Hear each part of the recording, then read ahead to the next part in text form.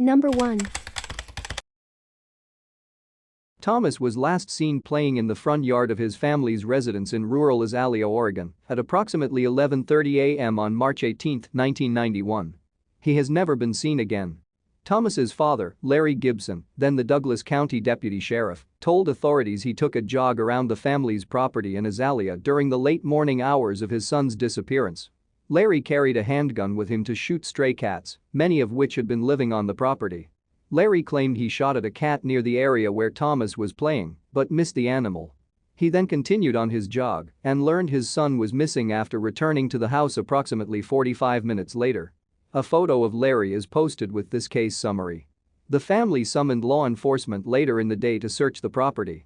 Larry was told not to report to work at the sheriff's office but apparently dressed in his uniform and left the property for approximately 25 minutes during the investigation. He stated that his 4-year-old daughter witnessed an unidentified couple pull into their driveway and abduct Thomas. Larry said he was checking a local rest area for signs of Thomas and the couple. While members of the community searched for Thomas, Larry sat at home. At one point he told the searchers to give up and go home because it was snowing. Authorities believed that Larry shot at a stray cat and killed the animal, as a deceased cat was located on the Gibsons' property near Thomas's last known location. Investigators believed that the bullet traveled through the cat and struck Thomas as he played, killing him.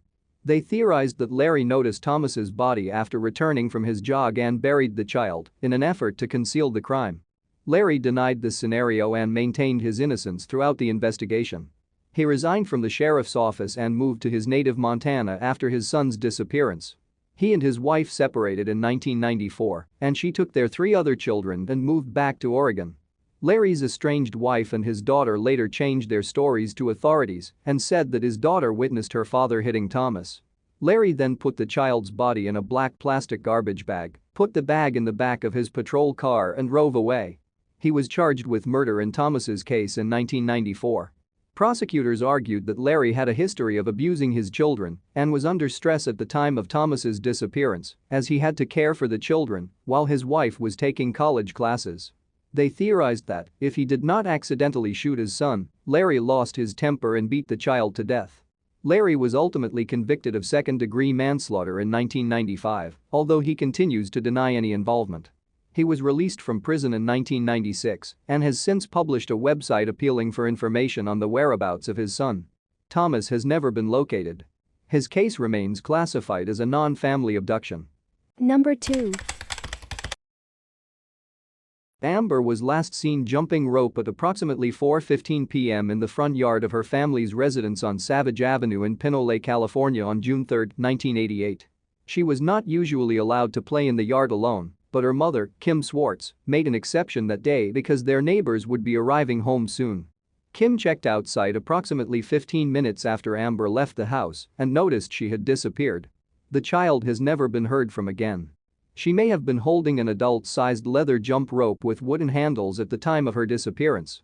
It disappeared along with her and was never found. Authorities did discover a pair of pink socks near Amber's residence on June 4, the day after her disappearance. The socks were found on a baseball diamond by the creek that flows behind Amber's house. Kim believes that the socks may have belonged to her daughter, but she is uncertain, and additional clues were never located. The socks were located after the area had been searched once already. It is believed that they were left after the initial search. A day after Amber disappeared, a witness reported having seen someone matching her description at Alvarado Park sometime between 4:45 and 5 p.m. on June 3.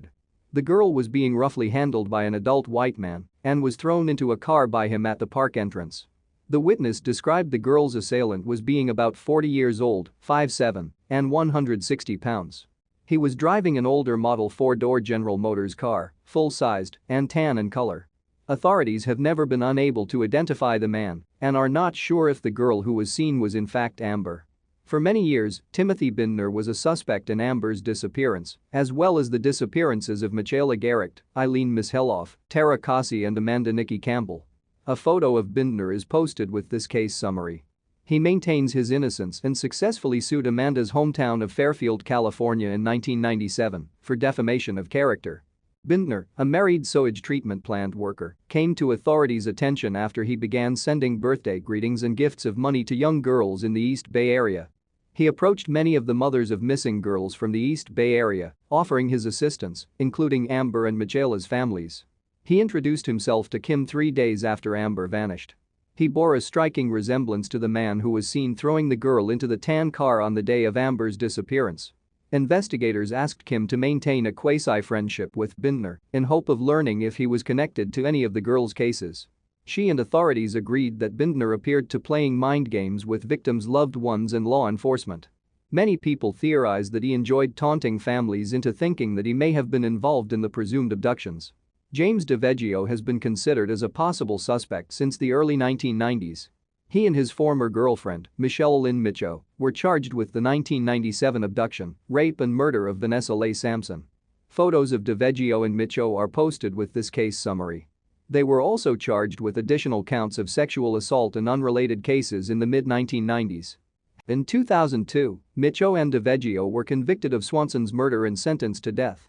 They are awaiting execution. DeVeggio is also considered a possible suspect in Michaela and Eileen's disappearances. Neither he nor Micho has been charged in connection with any of the cases. Kim received a phone call from a resident of the Pinole area in 1991. The man said that he was in a park near her home on the day of Amber's 1988 disappearance. He stated that he saw an unidentified bearded man force a young girl into a vehicle in the park and drive away. The witness said that he copied down the car's license plate and contacted authorities shortly afterwards. He believed that the child matched Amber's description. Investigators stated that they did not believe the possible suspect was Bindner, as he did not have a beard at the time of the incident.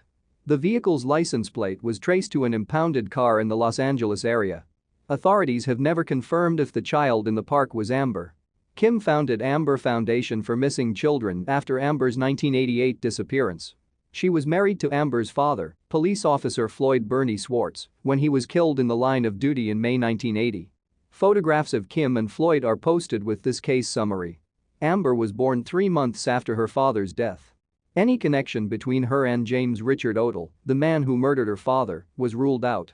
He was on death row in 1988. In a surprise development in the summer of 2009, investigators announced they'd identified the man responsible for Amber's abduction and murder and were closing her case.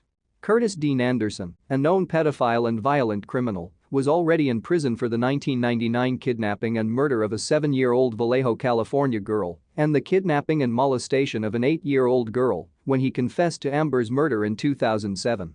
He said he just happened to be driving in the neighborhood, saw Amber and kidnapped her for company. Anderson stated he sedated Amber with root beer schnapps and took her to a motel in the Tucson, Arizona area, where he suffocated her about a day and a half after her abduction. He then left the child's body in an isolated area beside Highway 10 in Benson, Arizona. It has never been found. A photograph of Anderson is posted below this case summary. He claimed Amber was his first victim. Anderson made the confession a month before he died in prison in December 2007. He also confessed to other sexual assaults, kidnappings and abductions in the San Francisco Bay Area, but he only signed a statement in Amber's case. Authorities spent 18 months investigating his confession and couldn't find any evidence to refute it. Many, including Kim, remain skeptical of Anderson's claims, however. Anderson enjoyed the notoriety he got for his crimes and enjoyed teasing and manipulating the police and the families of his victims, and some believe his statement about Amber was just another example of this. Number 3. Amber was last seen at approximately 6 p.m. on December 18, 1997, in her hometown of Oklahoma City, Oklahoma. Her mother spoke to her on the phone while she was at a friend's home and told her to come home. She left her friend's residence and was last seen riding her blue 10-speed bicycle in the 3000 block of Northwest 45th Street at the time. Amber was on her way to her home in the 3100 block of Northwest 39th Street. She never arrived and has never been heard from again. Amber's bicycle was discovered abandoned in Denniston Park in Oklahoma City on December 19, the day following her disappearance. The bike was located near Northwest 27th Street and Drexel Boulevard, which is 1 mile from her home. Amber's sweater, shoes, one sock and a ring were found along Drexel Boulevard and Northwest 12th Street on December 20. One of her shoes was a block away from the other one. Investigators stated that blood, hair and fiber evidence was discovered near Amber's possessions. There were blue fibers and vomit on her sweater and a speck of blood on her shoe, but the blood spot was so small that authorities could not link it to any specific person. Authorities were able to form a partial DNA profile for an unknown man from the evidence on the sweater. Daniel John Smith, Amber's sister's common-law husband, was previously convicted of attempted kidnapping in 1995. He admitted that he assaulted a woman in Oklahoma City while he was intoxicated and tried to steal her car keys. The woman says he tried to rape her. Smith pleaded guilty and was sentenced to a 5-year deferred prison sentence and 4 months at a boot camp, where he earned excellent reviews. The police had been summoned to another of Amber's sister's homes in November 1997, approximately 1 month before the child disappeared. Her sister claimed that Smith hit her after she refused to have sexual relations with him. He was given a citation by authorities but was not arrested. Smith was allegedly at Amber's residence when she called her mother to say she was returning home. He left the residence immediately afterwards and headed west, the same direction Amber was coming from. Smith was questioned about Amber on the day after her disappearance, and authorities wanted to interview him further, but he discovered hanged from a tree in at Rate Rent Park in Del City, Oklahoma, at 11:30 p.m. on December 22, 1997, 4 days after Amber was last seen. His death was ruled a suicide. Smith was not labeled as a suspect at the time. Authorities simply said they wanted to question him regarding Amber's case.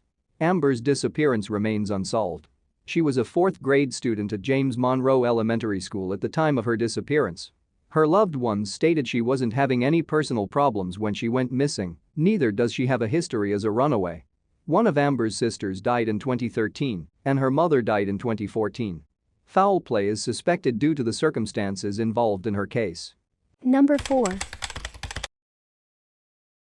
Amber was seated inside of a pickup truck in Dallas, Texas on December 26, 1983.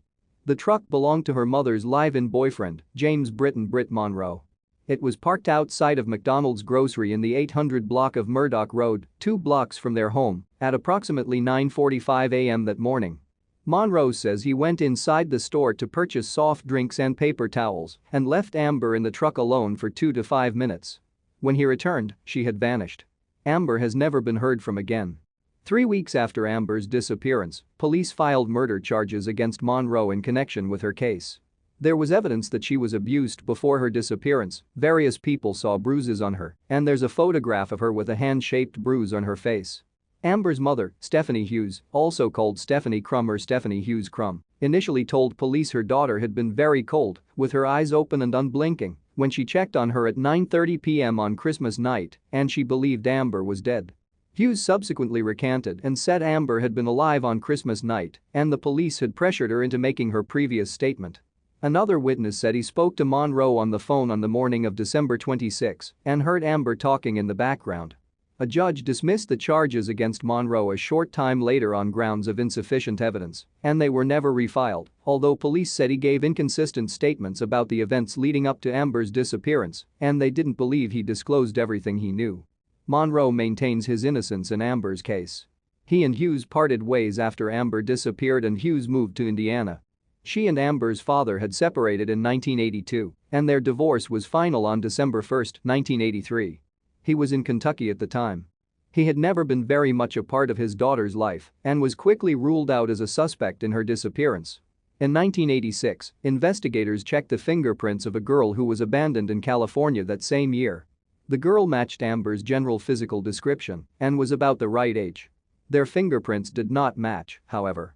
In 2007, authorities announced they considered David Elliott Penton a person of interest in Amber's disappearance and in the disappearances and murders of several other young girls, including Angelica Gandara and Ara Johnson. A photograph of Penton is posted below this case summary. He has been incarcerated in an Ohio prison since 1987. He also signed a plea agreement admitting to the murders of 3 girls in Texas. The Texas victims disappeared over a period of 18 months in the Dallas area and ranged in age from 4 to 9 years old. Penton was also convicted of manslaughter in the child abuse death of his own infant son in 1984. He fled while free on bond pending the outcome of his appeal and remained at large until 1987, when he was charged with the murder of a friend's 9-year-old niece in Ohio. He was later convicted of this crime. Penton's cellmates went to investigators and claimed he had implicated himself in the disappearances of Ara, Amber and Angelica. He has not been charged in connection with any of these disappearances, however. All the cases, including Amber's, remain unsolved. Number 5. Nicole's mother, Melody Thomas Childs, told authorities that her daughter was abducted from a shopping cart on March 9, 1982. Childs claimed that Nicole was sitting inside the cart at a Giant Eagle supermarket store at 23rd Street and Jane Street on the south side of Pittsburgh, Pennsylvania. She stated that when she turned around for a moment, Nicole disappeared. A photograph of Childs is posted with this case summary. She and Nicole lived in the 2000 block of Sarah Street.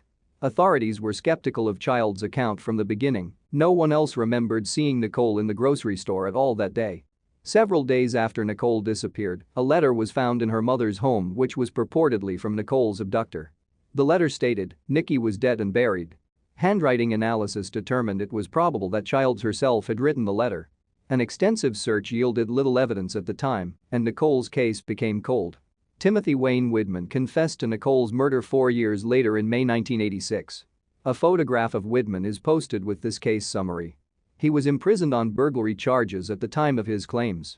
He had been Childs' boyfriend and lived with her and Nicole in the 2000 block of Sarah Street in 1982, but by the time of his confession, he had ended his relationship with Childs. Widman said that he slapped the child in March 1982 after she bit his toe and she fell and hit her head. Afterwards, he was unaware she was seriously injured and Childs put her to bed. She was found deceased the following day. Widman claimed that he and Childs put Nicole's naked body in a green plastic garbage bag and buried it in shallow grave in a wooded area along Timberland Road in Brookline, Pennsylvania. They then reported the abduction to cover up Nicole's death. People who knew the couple reported that Widman regularly abused both Nicole and her mother and that Childs was fearful of him. She was still married to her first husband, Nicole's father, at the time she was involved with Widman. Nicole's father lived in Texas in 1982 and was quickly ruled out as a suspect in his daughter's case. A search was conducted in the region for Nicole's remains, but nothing was located. Widman was nevertheless charged with involuntary manslaughter in her case shortly after his confession, but the charges were dropped in 1987. Prosecutors stated that there was not enough evidence against Widman to support any charges. The law at the time dictated that a body had to be found to prove homicide. Childs, who moved to Garland, Texas and married after Nicole's disappearance, was arrested in June 1986 and charged with felony counts of hindering prosecution and providing false reports to the authorities in connection with her daughter's case. The charges were dropped after Widman refused to testify against her. Childs died in Texas in 2001. In September 2006, Widman was charged again with criminal homicide in Nicole's presumed death. Investigators did not have any fresh evidence against him, but it is no longer unheard of for homicide cases to be prosecuted without the victim's body being found, so authorities decided to go forward with the case against Widman. He cooperated with the investigation and, in May 2007, admitted to Nicole's murder and pleaded guilty to involuntary manslaughter. Widman was sentenced to 2 to 4 years in prison, with credit for time served. Authorities stated they did not have any evidence to prove intentional murder, as Nicole's body was never located. Widman has apologized to Nicole's surviving relatives. He died in 2011, at the age of 56.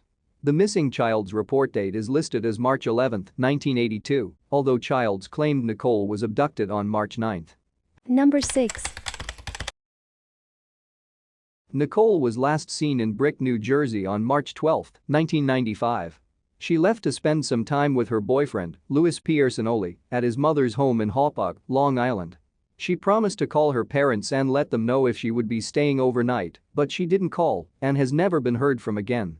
A photo of Ursinoli is posted with this case summary. He and Nicole had been dating for just a few weeks and seemed to have a good relationship. Her parents approved of Ursinoli and he had dinner with her family. When her father contacted Ursinoli to ask where Nicole was, Ursinoli said he'd taken her to Brooklyn, New York the night of her disappearance and they had an argument. She got out of his car at 93rd Street and 7th Avenue at 9:30 p.m., carrying her clothes and radio, and he thought she was going to her ex-boyfriend's house. He said he never saw her again and that she left her Mickey Mouse backpack behind at his apartment. Nicole used her backpack as a purse and carried it with her everywhere, and her family didn't think she would have left without taking it. She had dropped out of 10th grade in Brick Township High School the previous fall and decided to become an auto mechanic. A week before her disappearance, she began GED preparation classes at Princeton Avenue School. Her parents described her as mature for her age, but confused and lovesick. Shortly after Nicole's disappearance, Ursinoli was charged with Nicole murder. Authorities believe he beat her to death in his apartment at the Parkside Motel, where he had been living at the time of her disappearance, after she told him she was leaving him because she wanted to reconcile with a previous boyfriend. Police found bloodstains in several places at the apartment, and some of Nicole's clothes were present. There were indications that someone had tried to clean up the crime scene. Ursinoli told his uncle, Bernard Mancuso, he'd hit Nicole in the head 6 or 7 times with a crowbar, slit her throat, wrapped her body in a carpet or garbage bags, drove it to Long Island, New York, and put it in a dumpster there. He fled the area after Nicole's disappearance but was arrested at the airport in Los Angeles, California. Ursinoli subsequently tried to hire someone to kill Mancuso and his wife to stop them from testifying against him. In November 1996, he was convicted of murder, 2 counts of attempted murder and conspiracy, and sentenced to life in prison plus 20 years. He will not be eligible for parole for 40 years. Foul play is suspected in Nicole's disappearance due to the circumstances involved. Investigators believe her body may have been incinerated. Number 7. Campbell was a student at Central Texas College and attended classes before leaving for her part-time job at the 7-Eleven store on Rancier Avenue in Killeen, Texas on April 25, 1988. After work she went to a group study at her boyfriend's residence, about 30 miles away from her own home. She and her boyfriend got into an argument and she said she wanted to go home and he refused to take her, so she left alone sometime between 9:30 and 11 p.m. Campbell never arrived home. Her family didn't realize she was missing until the next morning. A clerk at another 7-Eleven store on Highway 190 in Caperas Cove, Texas, reported seeing Campbell the night of her disappearance. The clerk said a man driving a light green Gremlin, whom she thought was a Central Texas college student, dropped her off. The 7-Eleven employees let her use their phone to call her boyfriend. She asked him to come and pick her up, but they got into another argument and Campbell decided to call her brother instead. This would have been a long-distance call, and she didn't want to make it on the store's phone, so she went outside to use the payphone. She has never been heard from again. The next morning, when Campbell's parents couldn't find her, they attempted to report her missing. The police refused to accept a missing persons report until 72 hours had passed because Campbell was an adult. Her parents searched for her and investigated her disappearance on their own over the next 3 days. Campbell's parents went to the Central Texas College campus and were able to locate the man who dropped her off at the 7-Eleven. He said he had been working late at the college computer lab, saw Campbell walking down the service road, and recognized her as a fellow student at the college. He offered her a ride to Caperas Cove, which was as far as he was going. The 7-Eleven where he dropped her off of was 17 miles from her home. Campbell's purse was located over 180 miles away, off Interstate 10 in Azona, Texas, in 1992, 4 years after she was reported missing. Someone turned it into the Crockett County Sheriff's Department, but they never recorded who had done this or when. The then sheriff thought the purse had been turned in sometime between April 1988 and January 1989. Authorities stated that there was no physical evidence relating to Campbell's disappearance inside the purse. It contained her social security card, military identification card and credit card, but her makeup, hairbrush and keys were missing. Foul play is suspected in her case. Sometime after her disappearance, authorities released a sketch of a possible suspect. The sketch is posted with this case summary. Campbell resided with her parents in Lampasas, Texas in 1988. She planned to transfer to Texas A&M University in the autumn of that year and study marine biology. Her mother described her as a very naive, trusting young woman. Campbell's parents are still alive, but elderly and in poor health. Her case remains unsolved. Number 8. A.J. and his sister Marisha were last seen in Goliad, Texas on September 6, 1958. They lived with their mother, Jewel Bernay Campbell. The children's father, A.J. Campbell Sr., took them for a ride and never returned them. Photographs of both the children's parents are posted with this case summary.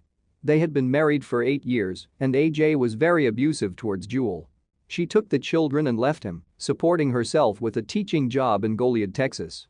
A.J. Sr. had court-ordered visitation times with them on Saturdays, and it was during one of those visits that they disappeared.